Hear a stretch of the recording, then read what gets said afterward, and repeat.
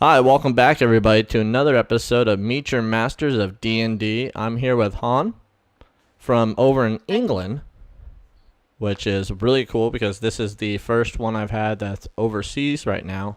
Well, first actual interview that's overseas. I did have I have like a couple people in Canada and the rest of the United States, and I have one in Australia that I haven't had a chance to reschedule with her, but unfortunately, you are the first of the over the seas kind of DMs.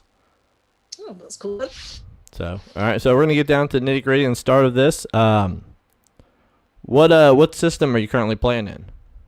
I'm currently playing 5th edition Dungeons and Dragons. And how long have you been DMing for? DMing, I attempted to DM about 4 years ago when I was in a small group. We just wanted to try D&D out, and our DM said, "Look, I want to have a go at playing. Does anyone want to try DMing?" It wasn't great. I wasn't at the time very good at remembering the rules. I've improved a lot since then. Oh yeah. But then I picked up Pathfinder when it first came out, and I played that a bit with my brother and some friends, and then got back into D&D when a board gaming cafe opened up in Nottingham, where I'm at university, and I joined in with the game there, and I've just been playing all the time ever since. Oh, that's awesome. So how long have you been? Are you DMing right now in a session? Yeah, I am DMing a session, which I've been doing since January. Currently running the Curse of Strahd module. Oh, nice. How do you like it? I like it a lot. It's sadly, because of how our semesters work over here, we're coming to the end of the run, so we've not been able to explore the game as much as I would have liked, but I do really love running it. There's just so many little fun details hidden Oh away yeah. So do you for play people to discover. how long do you guys play for usually?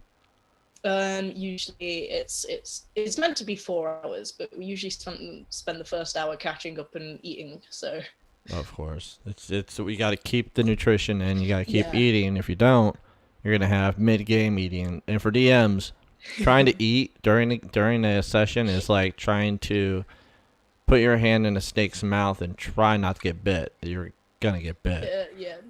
You're trying to get them into a dungeon or whatever, and you've got a mouthful of fried chicken, and it just doesn't work. Oh no, definitely. Unless you're a monster eating someone's flesh. Then yeah, I mean it could Yeah, totally yeah, work. I yeah, mean, yeah. yeah. So when you guys rolled up your stats for your character, did you roll stats for your characters, or did you do the point buy system when you actually jumped into Um, it? Or which one do you prefer? I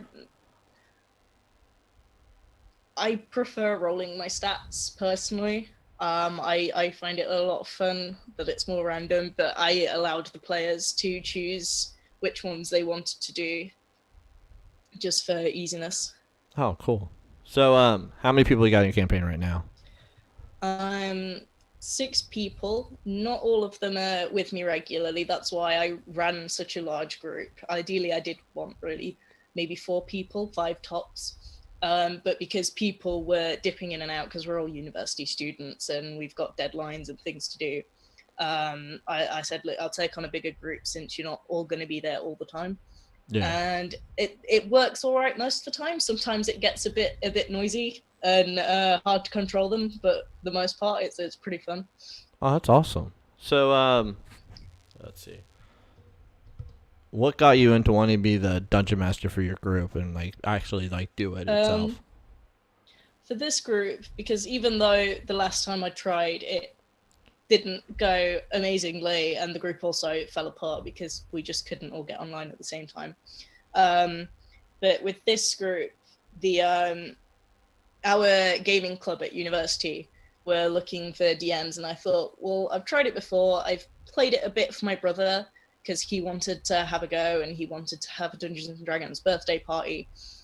So I'll give it a go at the club with people I don't actually know, which was scary at first, but you get into the swing of things, lay down the ground rules, and it works pretty well. Oh, And definitely. I just enjoy the creative side as well. I have written some little campaigns, but I've only run 1 or 2 of them Now, just as one shots. Yeah. So when you pick your character, like when you look at your information, are you just like when you look at wanting to build your own campaign itself? Are there any like sites or anything that you use like to go off like, hey, this is a good place to take information from and pull from? Yeah, I do still pull from. I can't remember exactly. I think it's the D&D wiki. Might be wrong. I pull a lot of the 3.5 homebrew stuff sometimes and put it into 5th edition, because some of it that I found originally when I was 15 and playing, I just found really funny, and I like to make the games fun and interesting. But as well, I've started using a website called OrcPub. OrcPub? Yeah, yeah, and that's really useful when I want to create NPCs and stuff, just to keep like a catalog of them. Yeah, I've won into OrcPub. It's really unique. There's also homebrew something. It's on one of the other episodes. It's one of the guys uses it a lot, and then there's a couple I others. use Dungeon Masters Guild as well. Oh, see, I'm on that too. Yeah. There's some really cool stuff. If you're looking for stuff as a DM and you really want to find some really cool stuff, the guild is probably the best way to find stuff. Especially like Matt Mercer's characters on there, his Blood Hunter and the Gunslinger's on there, which I'm running the Blood Hunter in my campaign, so it's really unique. One that I liked was because I'm running Curse of Strahd. There's a subrace of elves that come up in Strahd that don't seem to appear much elsewhere in the world because they're hunted or something. I can't remember right now. And they're called Dusk Elves, I believe. And someone's actually made stats for them in a page on DM's Guild. Oh, that's so cool. See, I've haven't chance to like go through all of the guild stuff on there, but there's so much on there for like if you want to make paper minis, if you want to use they have build your own like places in it. Like there's some really cool stuff. Like these people put it on there, and some are pay here, some are free to pay free. You can just donate to them, which if you use their stuff and you donate a little bit, like $1 here, $1 there, makes a lot for those guys who take all their time to put this in here to give out free. And if you can't pay for it right now, just hit them back when you can. I mean, it's always good to help those people out. I do like that about DM's Guild. Now there are some on there that's like ridiculous price. You're like, come on. I mean, I understand you took all your time, but no one's gonna pay that amount. If someone did, why? You can find the same thing from another person for half that price. I mean, but that's the way of the pricing. I mean, it's gonna happen. So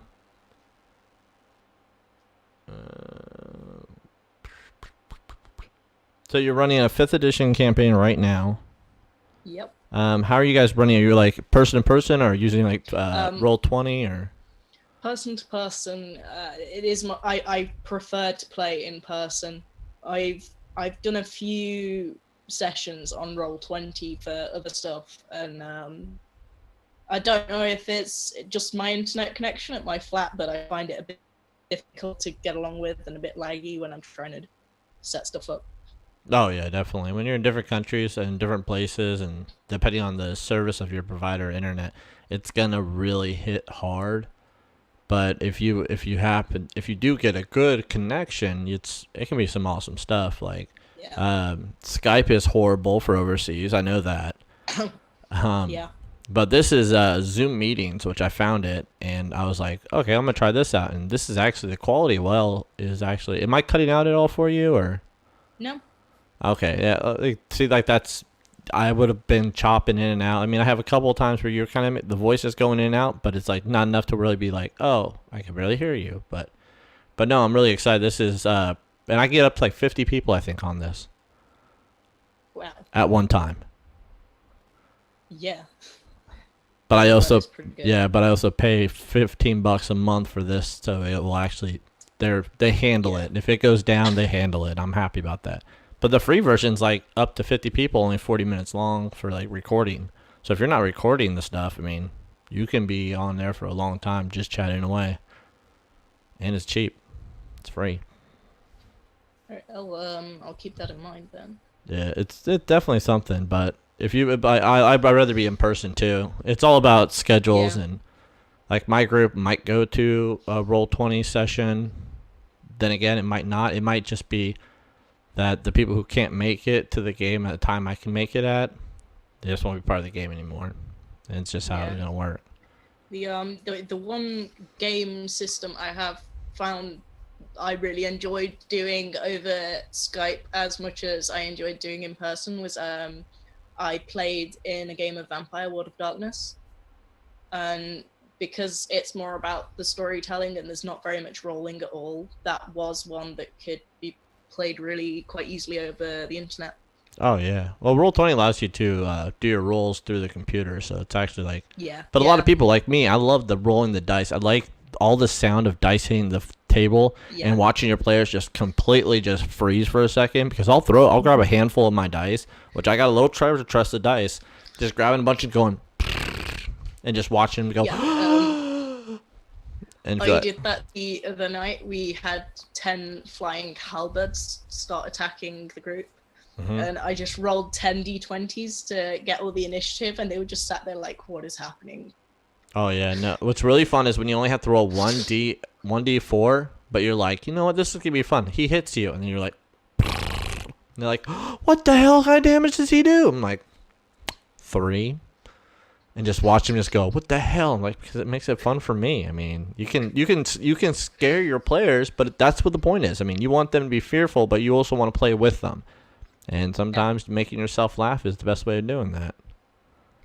Yeah, it's finding the right amount of scaring them and having fun. Oh, definitely. For yourself and them, because sometimes you can have fun and they don't. Oh yeah, that's all the time for me. I mean, though sometimes they'll be mad at me for not letting them do something, but then again, it's like I'm letting you guys do a lot more than you think, and I'm just having a little bit of fun here and there. Yeah. But so what are some creative ways that you promote cooperation, storytelling between the players or narratives?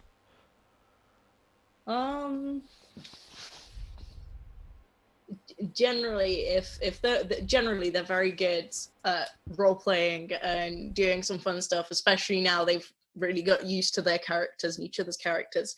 But generally, I will, if they're not doing it much, I will get one of the NPCs to join in and sort of give them a poke, because they like dragging the non-player characters along with them. Oh, really? You know, it's really great for those non-player characters falling into pits, especially when they're like, I need him really bad, and just say, well, all right, everyone make a dexterity check and just make that guy fail, and watch him fall into a pit of spikes, kill, die, and just see what happens. Yeah, I have a party that have adopted a vampire spawn, and I'm just like, why? Why do you want him on your side? I'm probably gonna kill him soon. That's always the right response to anything. But the funnest thing to do is get your players, like, have a guide, take them out into the woods and show them where they need to go, and like he's like make him like this ultimate, like, he knows everything inch about this forest and all this stuff, and just have him fall into a bear trap, like a pit trap with spikes, and just be like, hilarious.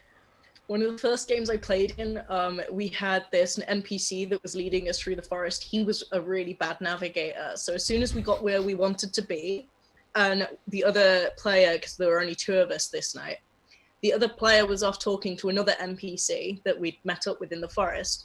My character was just like, yeah, no, this guy is annoying me. So she went and pushed him into a lake and drowned him.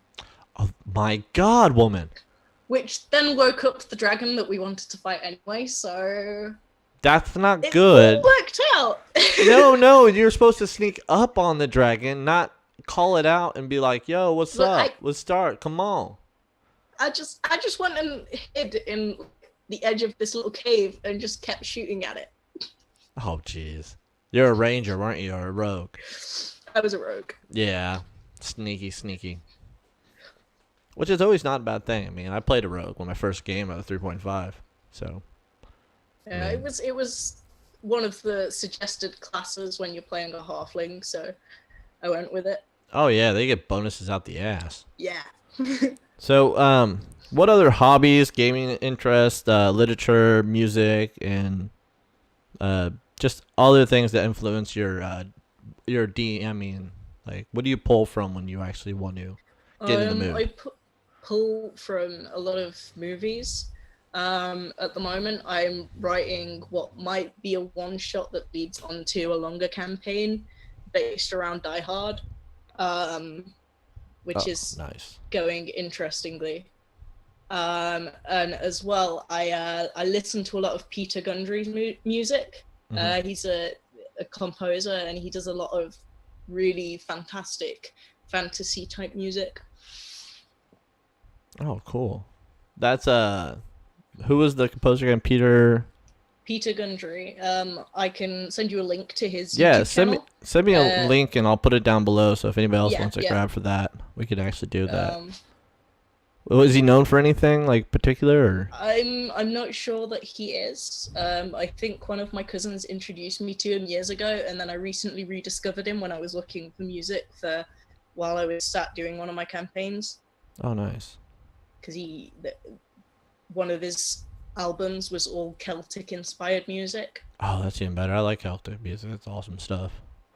So, are there any advice you'd give to a new DM or someone coming into the gaming, becoming a DM from a player or someone who's wanting to be a DM first? Is there any like suggestions that you could give them, like anything you wish you would have known that you know now, kind of thing? It's okay to hit the squishy characters. You can do that. It makes the players feel a bit more like it's life and death if you're actually hitting the characters that don't have too much armor. I was very overly cautious when I first started DMing. I didn't want to hurt the mages and the clerics, and I was like, I don't want to upset my players, but now I'll just go, right guys, there's like 2 of you near this enemy, odds or evens, and then I'll roll a dice, or if there's so many players, I'll get a dice that's close to the number of players there are, and I'll go, everybody pick a number between these, and I'll just choose them randomly who gets hit. Oh, nice. So, yeah, no, the cool thing about 5th edition was a lot of people going from 3.5 to 5th. Like, I had a player who was a 3.5 Pathfinder. He plays in another group. And he came over to play 5th edition with us. Well, he pulled a lot of rules and stuff from 3.5, so we butted heads a lot. Like, it shouldn't be able to do that, it should be able to do that. We do have issues with that sometimes. Yeah, but the one thing he didn't realize is when you die in 5th edition, or 3rd edition, 3.5, you die. It's simple as that. You're dead. And in 5th edition, you have 3 death saves. If you lose all of those before a friend can save you, that's 3 rounds. You're out. But if they get to you and stabilize you, you're good. I mean, there's 3 chances. So once you put them down, usually if they die, it's their fault, not yours. Which is really fun because it leaves a lot of stress off of the DM to go, all right, I have to make sure he doesn't die. All right, hopefully they get to him. But usually they don't. And it just works out that way. But I've yet to lose a character. I mean, he got up. I knocked him back down. He got back up. I knocked him back down. He got back up. They killed the guy. I was like, that was perfect. And it instilled the fear of, hey, I can die, but I can come back. There's no need to really worry. So that's one thing I like about 5th compared to the other editions. Yeah. I've never killed a character yet. One of my characters I've played has died. But the other players were like, no, actually, we want her back because she's our only healer. Rather than me re-rolling another character. Although a few sessions later, we got a paladin who joined because I was a bard, which, yeah, I can heal, but I'm not the most amazing or effective healer. But yeah, they spent 2 sessions like questing to find someone to resurrect me, and they managed to do it. See, I think there's 2 underplayed characters in D&D still this day. You have the Bard, which is actually really good if you know how to play it, if you can play the Bard correctly, because they can be overpowered as hell. And then you have the Cleric. The Cleric is not just a cloth-wearing, I'm going to heal you, I'm going to heal this. You can make a War Cleric with a freaking battle mace and plate mail and tear the shit out. My Cleric was a War Cleric. Nice. it's so much fun playing a war cleric. Although she thought she could do anything, and she was a gnome, and she tried to pull a half orc fighter out of a lake after he fell in. Granted, it was only up to like his waist, so he didn't really need the help. But then she fell in, and it was over her head, and she drowned. Did she drown? Well, then she had to be saved. Oh, that's bad. And we were also fighting a rust monster. Oh, see, that's just I don't know what it is about rust monsters that make me so sad, but it's the one monster that can really ruin a party's day. Like, if your DM gives you some really cool stuff, and they're like, well, I guess time to attack that. Here's a rust monster, and I hope you all survive. Which you will, but you'll end up naked and cloth armor for like an hours, which is really fun. But so how do you guys handle how do you handle metagaming in your games? Or knowledge players shouldn't know that the characters should know, but the players do know. You know, I will make them roll for it unless I feel like it's something that they definitely shouldn't know, or I will let them know, oh yeah, that's kind of general knowledge, you know that. And I try and push them away from metagaming if it's making it not fun. If that makes sense. Yeah, it makes plenty of sense. I mean, it's half the time when you metagame for too long, it just makes you go, come on, really? Would your character really know that? I mean, yeah.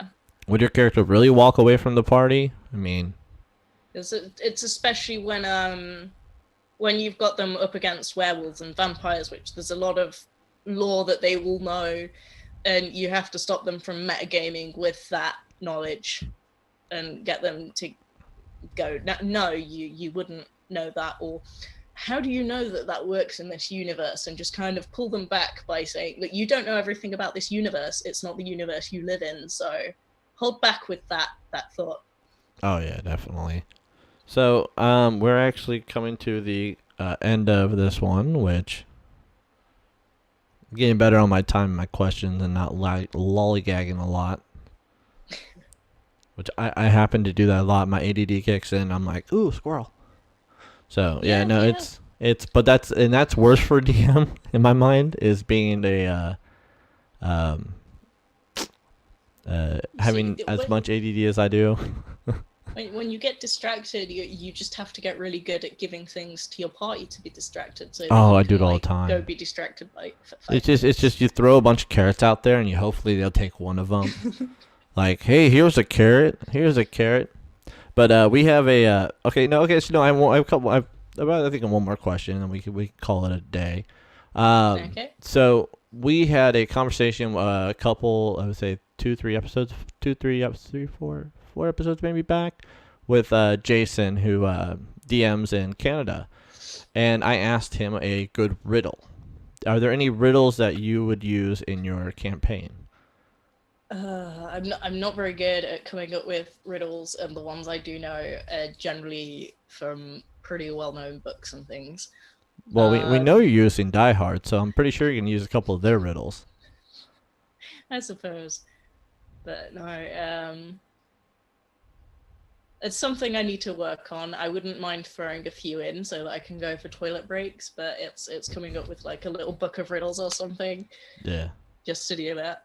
Well, that's one of the cool things. But here, I got one for you. Here's a good one for you to use if use it, or if you want to try to figure it out here. But I'll let you, if you can figure this out, it'd be really good. So, what's always flowing, but never stops? Time. Damn, you got that in the first shot. That was actually really good.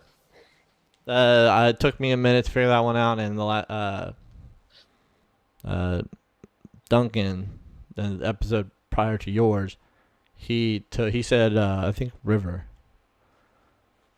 But no, it's time. Time does not stop flowing, and it keeps moving, or it cannot be stopped. Yeah, I need to learn some riddles because I'm going out LARPing next weekend, and the race of people I'm supposed to be part of really like riddles, and I'm the universe's version of a bard, so I should really know some. Oh no, there's a good. I'm trying to remember the book. There's if you go to Amazon, there's a couple of good books out there for riddles on you can get from Kindle, and just like just start jotting them down because there's some really, Okay. really good ones out there. But no, there's the riddles are probably one of the funnest things to do to people because it takes a minute for someone to think of it, but it's also making them so simple that when they can't think of them, they're like, "Are you kidding me? Is that easy?" Which usually that's a good riddle. Riddle or something that it makes it. It seems like it'd be so overcomplicated, but in reality, it's like not that. It's literally 2 words that you could say. Like, what has 1 leg in the what is it? 4 legs in the morning, 2 legs in the afternoon, and 3 legs at night.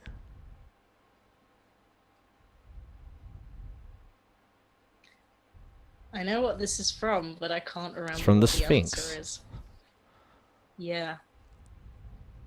4 legs in the morning, 2 legs in the afternoon, and then 3 legs at night. Yeah, no, I can't remember it. Man. 4 legs when you're born. About mid-age, you get 2.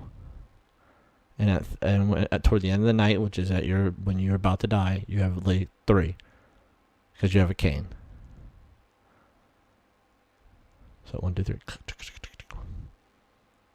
But I believe that is the Sphinx riddle. If I'm not 100% wrong. I'm not sure if I could be wrong here. I think it gets used in is it The Hobbit? I think it gets used in The Hobbit. Yes, I it could be does. wrong. Yeah, yeah. Oh, definitely is in the Hobbit. But it's Yeah, but the original cartoon Hobbit, not the new one. Because the new one kind of just went everywhere, and I couldn't follow it halfway. No, I read The Hobbit under the covers with a torch when I was little. Oh, nice. Turns out I wasn't being as sneaky as I thought I was. My parents knew I wasn't reading. Well, I mean, it's not as bad as kids these days. They're with iPads and phones and stuff, so, I mean, now they don't need a torch. They can just use the screen, their thumbs. But wind up torch under the duvet. this is true. Well, thank you, Han, for coming on. It was a pleasure having you on for this episode of Meet Your Masters of D&D. It's been cool being on. Well, thank you. Hopefully we'll try to get you on with some other people about a round table sooner or later. I want to get a couple more DMs in on this, different ones. I'm now just coming up with the ideas for which ones to do. I think I'm going to do one for D, for 5th edition, one for 3.5, one for Pathfinder, and then just one for probably like riddles and stuff, and just like get some like basic stuff. But I want to try to get a bunch of people together, and I think I'll actually be streaming these, so that way people, if they want to come see it, they can just watch it through a stream instead of waiting for it to come on. So it's a little bit more everyone talking at once. So it all depends on how good this gets. So, but thank you again for coming out. Thank you all for coming out and joining us for another episode of Meet Your Masters of D&D. I want to thank Han again for coming out and taking her time from school and her Easter with her parents. They're actually away on holiday visiting my gran. They get back tomorrow. But yeah, my brother's here. Okay, cool. So, do leave in a comment if you guys enjoyed this. What makes you guys a good DM? Any questions you have, leave it below. And if you want to be on the show, go follow me on Twitter at DarkLordFlufffy, and I'll leave a link below. And just send me a personal message if you want to be on. And like always, you guys have a great day, and I'll see you all next time. Take it easy.